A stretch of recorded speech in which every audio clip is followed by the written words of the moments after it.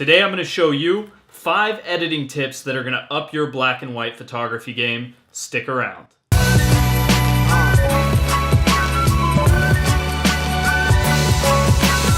Welcome to Tokyo Photo. I'm Sean Payne. See the streets in black and white by subscribing and hit the bell notifications so you catch all the updates. Let's jump right into Lightroom. Alright, I have my photo open in Lightroom. First thing I'm going to do is go up to the treatment and change this to a black and white. Now, my first tip is to use contrast.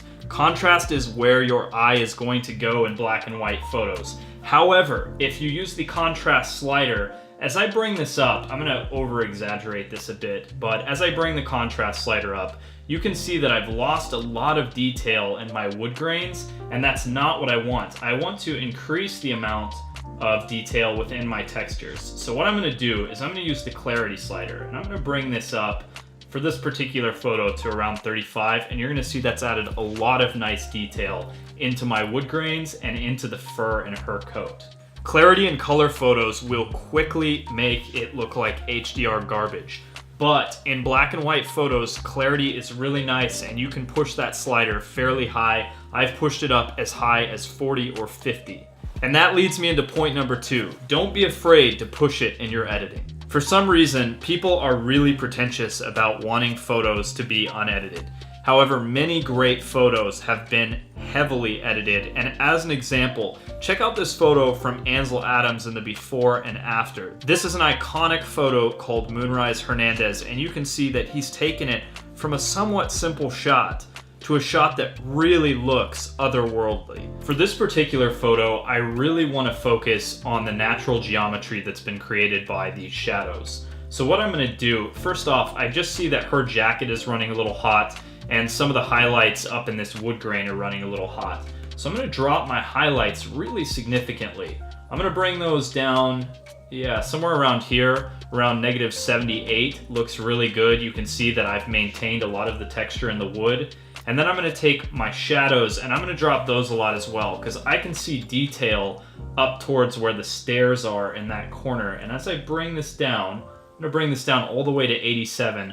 I've started to completely blacken out that area. I'm going to bring my whites up just a little bit here, maybe 13. And then I'm going to drop my blacks another 33 or so to just eliminate 34. Yeah, that looks good. And now I'm starting to really get a strong geometrical framing around my subject. And I've also got some nice detail in this bicycle wheel here with the white that I've added. And third tip is to use graduated filters and radial filters to selectively lighten and darken your photo.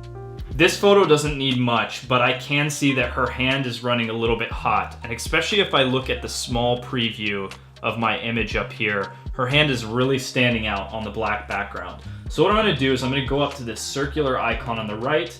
That's my radial filter, and I'm going to drop my exposure about half a point. I'm going to draw that circle around her hand, and actually right now that's dropping the exposure on the outside of the filter. So what I need to do is over here in the panel, hit invert, and that's going to make it so that the filter applies inside. And that's now going to look a lot better. I'll close my radial filter here. You can see that's now looking a lot less distracting.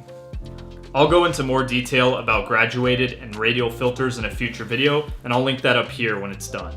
Number 4 is to clean up spots in your photos, especially at points of high contrast. Alright, so first thing I usually do is check out my edges and my corners, and I can see up in the top left here, I have a little bit of a black blotch on that white background. And over on the right edge, I can see I have another little cut in the wood that's black as well. I'm going to go ahead and pull those out by using the heel brush tool, which is located under the histogram. And I'm just going to click this first one in the corner. That's done a pretty nice job with its selection. I'm going to click this second one. I can see it's pulled from the wood grain, but the problem is I have this line going through the wood that's going to get cut off. So I'm just going to drag this a bit closer, and to the best of my ability, I'm going to go ahead and match that up.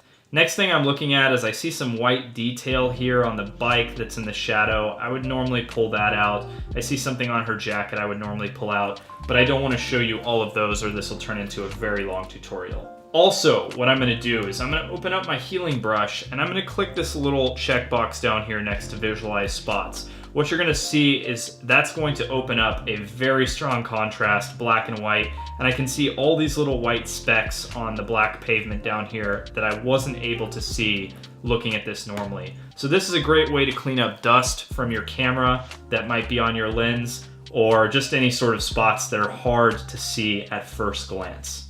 So last tip is to selectively lighten and darken areas using the color luminosity sliders. If I open up the original color treatment of my photo, you can see that the bike is kind of a greenish aqua color. So if I go down to my B&W tab, I will see all of my color luminosity sliders. And I'm gonna take that aqua and I'm just gonna pull it all the way up, and you're gonna see that the bike's gonna lighten. If I pull it all the way down, the bike's gonna darken. So by selectively using these sliders, I can make massive differences in how my photo looks. I'm gonna bring my bike up just a little bit. That's also affecting this strip of road, so I don't wanna touch that too much. If I drag my blue, you can see that that's gonna affect a lot of that sidewalk. I'm happy with where that is originally. And generally, I'm happy with how this photo is looking, so I'm not gonna mess with that too much. I will cover color luminosity more in depth in a future video. I'm really happy with how this photo turned out. A lot more of the geometry and texture has been brought out, and it's much more in alignment with what I envisioned when I took the photo originally. I'm gonna have a video on composition for black and white photos. I'll link that here when it's done, and if you haven't already, consider subscribing and hit the bell notification so you get all the updates. I'll catch you next time. Peace.